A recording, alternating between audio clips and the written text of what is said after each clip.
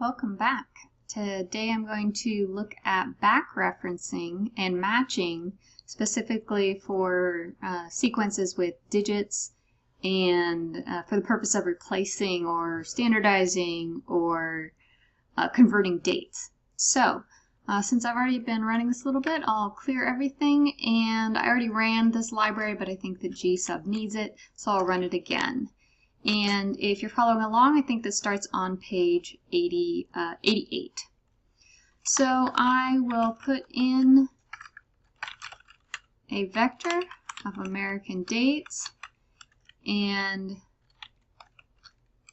put in here month first, day, and 4-digit year. Although since I already ran this, I know that the year doesn't actually matter as part of the sequence that we'll be looking for. And also the dividers won't matter because we'll look for anything that's a non-digit. But depending on how you have your data set up might change a little bit how you set up your matching sequence. So I will run that, have all the dates in there, and say we're converting this to British dates so that we know we have a sequence of American dates that will always occur in a similar pattern, and we're going to substitute them and put them into a different vector. Because he was working with sub for this one, it made me go back and look at the difference between sub and gsub.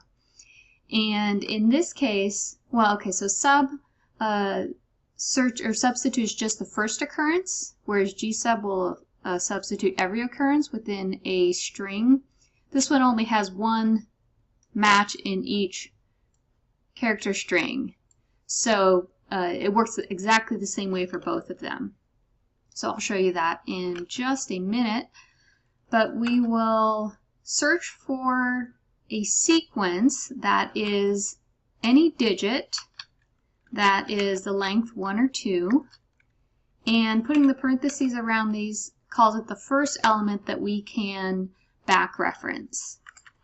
Putting in the backslashes and D without the parentheses means makes it so that we can't actually use it as a back reference. And I'll get to that later as well as an example. So we'll look for 2 digits, 1 or 2 digits, and then a non-digit. So anytime we find a sequence such as this, then we'll replace it with the second reference. So the first element that we've marked to reference with the parentheses, and then this is the second one. So we'll replace it with the second one. This is kind of standardizing it by putting in a slash, so it won't matter whether it originally had a period, a slash, a dash, anything else. And then we're putting in the first element, and then a slash. We're going to find it in American dates, make it convertible with Perl, and let's run that. Now, if we want to see it output right away, we can put the parentheses around it, and there's the day, month, year stays the same, day, month, year stays the same, and so on and so forth.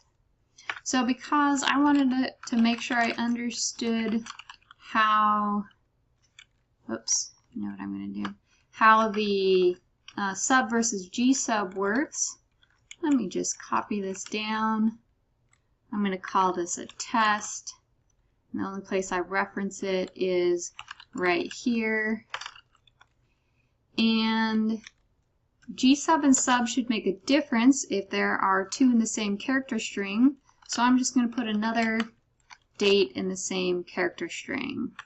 And I think you probably wouldn't have them differ in the same character string unless they all did. But we'll say that it could be set up that way. I'll run this one.